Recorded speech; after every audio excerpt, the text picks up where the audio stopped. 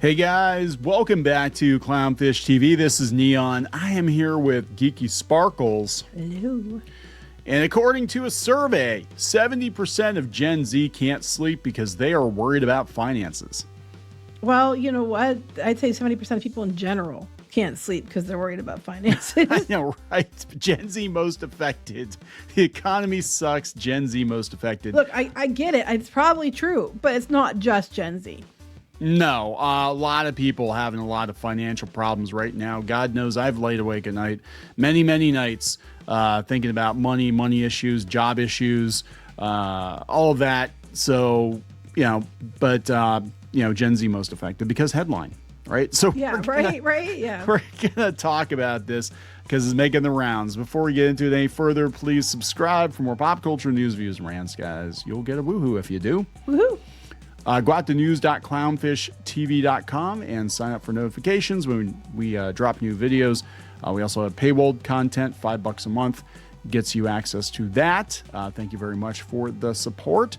And so this came from Fortune, and they got it from.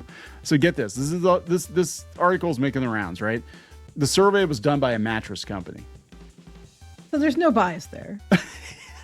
It's like, Gen Z, if only you had money to buy one of our mattresses, you'd sleep so much better. So that they can't sleep, so they're bed rotting and watching TV instead of bed budgeting. Rotting. Or they're just panicked. What's budgeting going to do if you have no job? If you're anxious about money because you don't have a job or because you don't get paid enough, no amount of budgeting is going to fix that. You know what I mean? Yeah, that's, the one thing people don't understand is like that sometimes you have to fix the root of the problem, which is I don't make enough money. People are like, well, if you were budgeting better, it's like, no, you're assuming there's anything left. I mean, if budgeting is called, I pay this bill 1 month and pay that bill the next month, and then I'm 2 months behind. That, what I'm saying, like it's not. We've been there. But what I'm saying is, they're assuming that you have money to stretch. It's like that McDonald's thing where you can totally live off McDonald's if you work another 2 jobs. And it's like you're laying there stressed awake and you're watching TV because you're trying to do something to distract yourself because you don't know what else you can do. Right. People are applying for jobs. We've talked about before. They're not even getting through to the interviews because you have AI and algorithm kicking them out. They never make it in. The other people from other countries are coming taking your jobs. There's all kinds of reasons why you couldn't get a call. Phantom jobs, they're posted to get government kickbacks, not even real jobs. And there's lots of things. But if you have $100, and then you're negative 1,000 bare minimum, that's not budgeting. Your $100 isn't going to change your negative 1,000 bare minimum. No, that's So let's look at what they have to say here. This comes from Fortune. 70% of Gen Z are so anxious about money they can't sleep. They're dealing with it by bed rotting. What is bed rotting? At least you're not you bed just lay in bed and that's all you do. Okay, I'm watching TV instead of budgeting. I can't do that. I actually literally can't do it because I have back issues, and if I lay too long, it hurts. I have to get up. So they said inflation's stubborn, unemployment is rising, and the Fed has even confirmed that Gen Z grads can't catch a break right now. Yeah, which we've mentioned. Yeah, this is true. I mean, I know a lot of people think that we're going hard on Gen Z, and there are some things to, complain about Gen Z because we're older and that's what we do is complain about younger people. But also, the job prospects out there are not very good. Yeah, our kids are Gen Z, so I see this firsthand. Yeah. The youngest generation of workers already know that. In fact, they're so anxious about the state of the economy, they can't even sleep. So what are they doing about it? They're counterintuitively bed rotting and watching TV. They probably what else they can do. And if they got to that point, it likely was they tried a bunch of other stuff and it didn't work. I've got theories. I think what's going on, the bed rotting and doom scrolling is probably contributing to their hopelessness. Mm-hmm. Because I see it even in comments, like, we'll talk about the job situation, or we'll talk about like AI, or we'll talk about something like that. And I see a lot of people in the comments, unfortunately, they're just like, they're already giving up. I'm like, if you're like 22 years old and you're just throwing your hands up in the air and you're giving up already, like you've already lost, right? Well, don't give up though. But there might be a time that, start your own thing. Yeah. There's always places, a lot of places. I mean, it might not be the best jobs, but people get paid out the nose to like pick up, trash, dog poop. It sucks, but people get paid a lot to do it. Cleaning houses, things that people don't want to do. A lot of people can make a lot of money doing that if you start your own thing, or, offer service. Look around your area. What's something that people need? There's no one doing it. Maybe you could be the one who offers this, I talked about this. I was on Peter Pischke's podcast a couple of weeks ago, and I said that there was an executive. I remember this during the Great Recession, 2000. Was that what we're calling it? The Great Recession, 2008, 2009, financial crisis, whatever the hell the term is for it now. But there was an executive, and once you get to the top of the ladder, it's very, very hard to come down a few steps. Nobody would hire him because they're like, dude, you were a CEO of a company. You're not going to be happy working at Walmart, right? That's just not going to happen. So he went and literally started a dog poop scooping business and started making six figures at the dog poop scooping business. And then he sold that and like franchised it or something. It was crazy. But yeah, sometimes you make up your own job. What have we had to do? Yeah. That's why we did comics. That's why we're here doing this now, because there was, Kneon tried 200 and some plus applications. It's not just Gen Z, guys. No. It's not just you. Trust me. 200 and some applications he put in. And that was back when you were considered too old to do tech if you're over 30. 35. And 200 applications. Too old. And a lot of them were getting kicked out, and they weren't even getting through because you didn't have a college degree, what you don't need if you're doing. You only need a college degree if you're like a doctor or nurse, a teacher, or something like that. Yeah, they weren't even. I was gonna say, you don't want to practice brain surgery in your garage, okay? But I mean, people do. But I wouldn't recommend it. Yeah. But like they were getting kicked out because back then it was algorithm. If you didn't have a college degree, they immediately kick you out. Even for like and they're still doing that now. Menial job, like Squinky complains about all the time. Like, I want to pay you $10 an hour, but we want 5 years of experience, and you need at least a bachelor's degree. It was like that then too. This isn't new. It's happening again, but it was like this before. And 200 applications never got any kind of response. We literally started doing the blogs and started doing with the webcomics, moving with comics more, and YouTube and things to make our own job because there wasn't a job for us. Yeah. So I'm not talking on my ass here and being like, hey, it's super easy, barely an inconvenience. No, not to steal a catchphrase, but it's hard, but it's completely doable. If you don't have, there's no job for you, don't give up. Just, try one, call on your contacts and see anybody that might be able to help you. But two, if you find something that needs a need that needs filled, and then start your business doing that. No, I mean, within reason and legality here, people. Yeah. Also, don't be a dick to people who could potentially hire you, and don't demand the moon. Make sure you go to work and don't just not show up because you don't feel like it. Yeah. Our daughter's working someplace and there's somebody there that keeps doing that. They don't call or anything. They just don't show up. Yeah, it's very weird. It's very weird. So make sure you have the work ethic and stuff. But laying in bed, doom scrolling is not going to help your situation. No, I get it. I get the depression. I get the hopelessness. I sincerely understand how you feel. I'm not just we're not blowing you off. We sincerely know where you're at. And I get it. I really get it. But that's not going to help your situation. It really isn't. So they said, let's see, mattress company Amerisleep analyzed how the economy is impacting America's sleep, and nearly half admit they're not getting any of it because of financial stress. The same that's percentage, across the board. Yep, same percentage say their sleep has gotten worse since the start of Trump's tariff hikes. And they're so worried about the economy, they're even waking up in the middle of the night.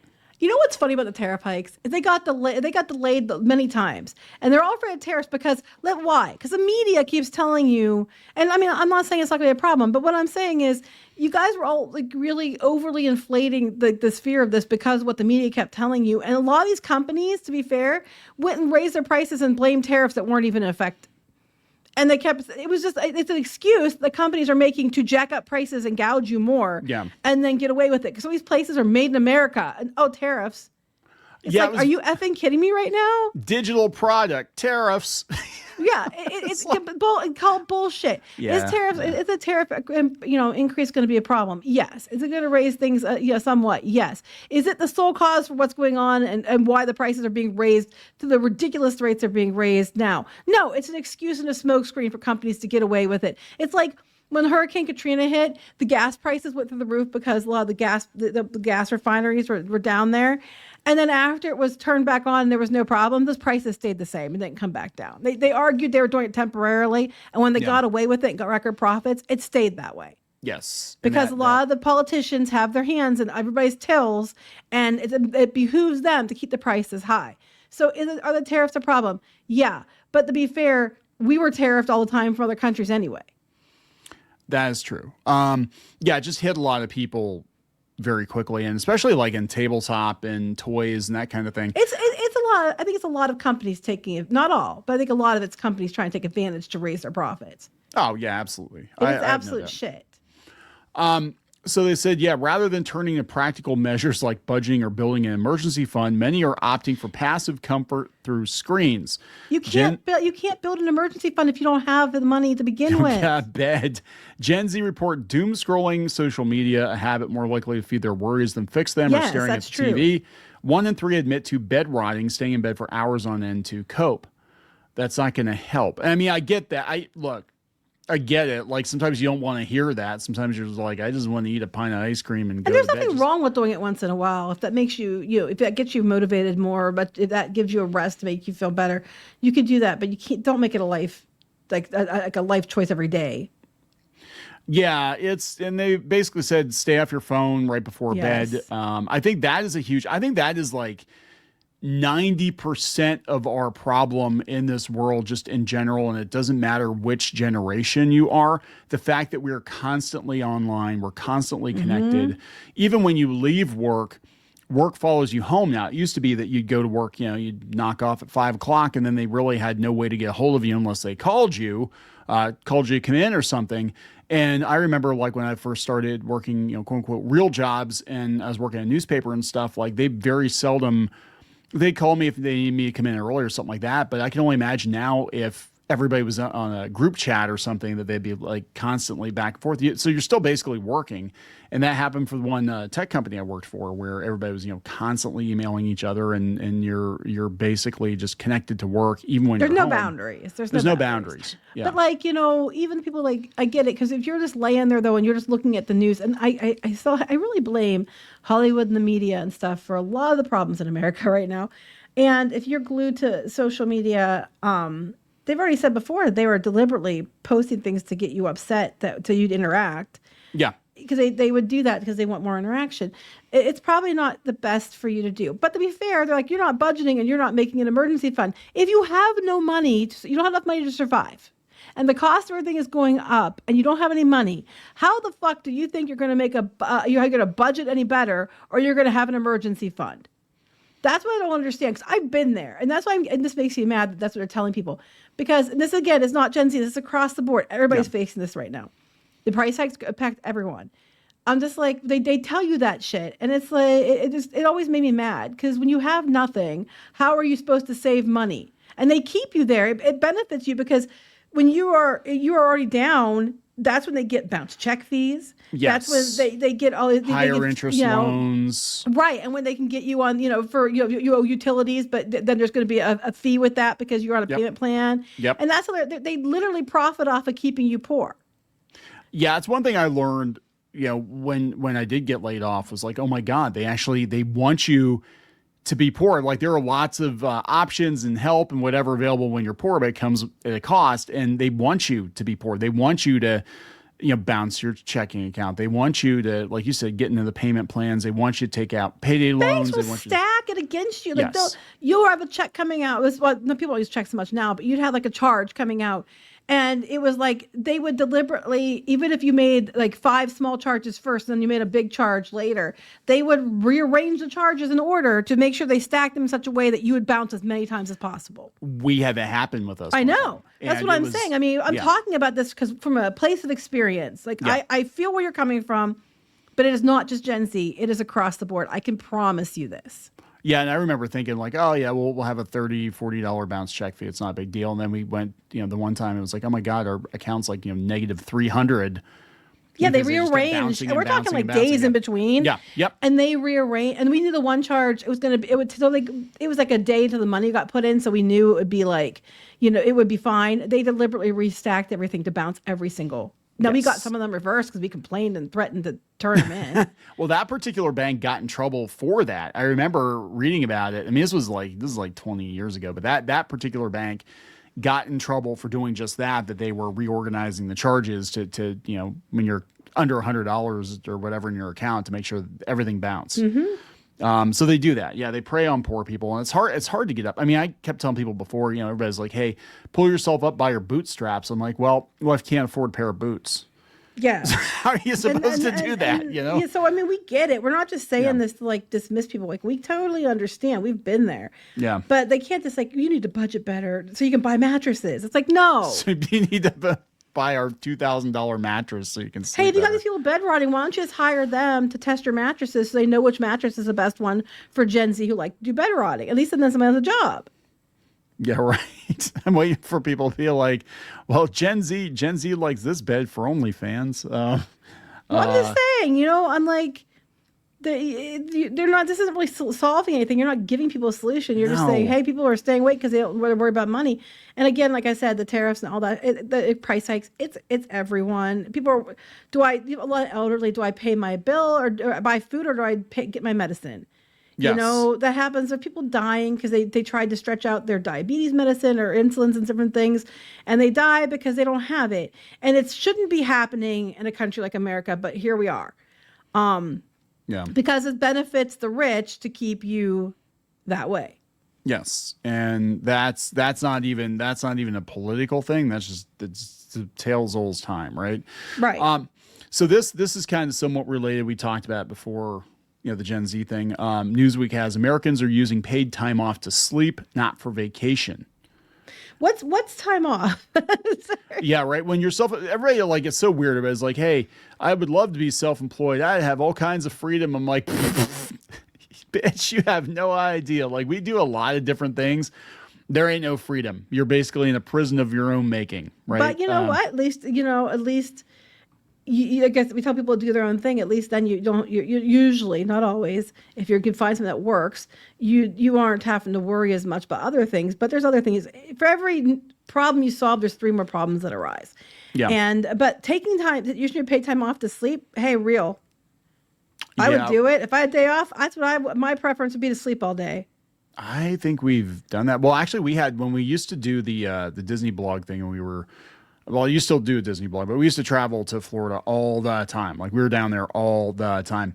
And the one time we went down to cover a Run Disney event, and we basically just stayed in the hotel room and slept.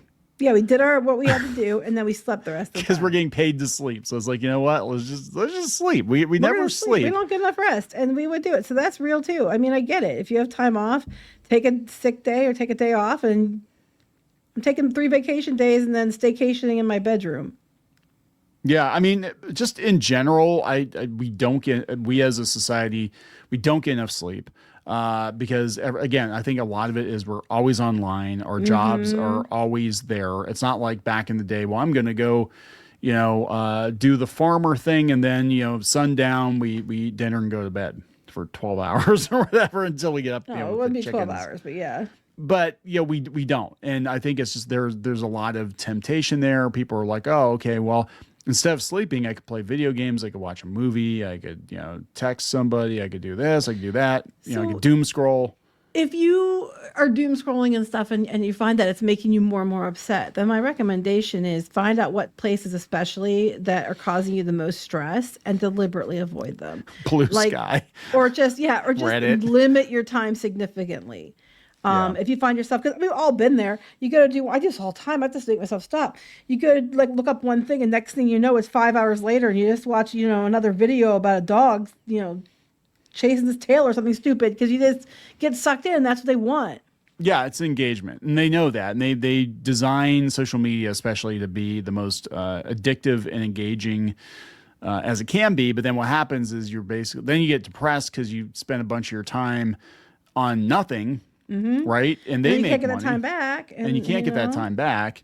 So, yeah, I mean, I think, we talked about, the 80s, 90s. And I think that is the biggest difference is that I almost feel like, I hate to say it, but I feel like our time meant more. Like you had your work time, you had your school time, you had your home time. And I think we lived more in the moment back then because we weren't constantly online. And, I think people they're like, hey, let's go back to the 80s and 90s. I'm like, okay, step 1, throw your phone in the garbage. Yeah, disconnect. Or get a flip phone or something, right? It's just so people can get... Bill Murray's got the right idea. The only way you can get a hold of Bill Murray is through a fax machine. And he'll get back to you when he feels like it. You know, I think he's got the right idea. Because honestly, I'd rather have Bill Murray that way than Bill Murray online, like Mark Hamill constantly complaining about politics. That's true. Like, I don't know what his politics are, and I'm fine not knowing. So I don't care. I don't have to know. It's okay. I don't have to know every time you poop. I don't have to know every time you buy something. I don't have to know, you know. So anyway, were you at the comments for a reason, or? No, I was saying that people need to get off of Reddit. Reddit's one of the biggest time sinks out there, and it's crazy. So we're going to wrap this up. Yes. All right. So please subscribe for more pop culture news, views, and rants. We'll talk later. Bye. For more pop culture news, views, and rants, go to news.clownfishtv.com. That's news.clownfishtv.com.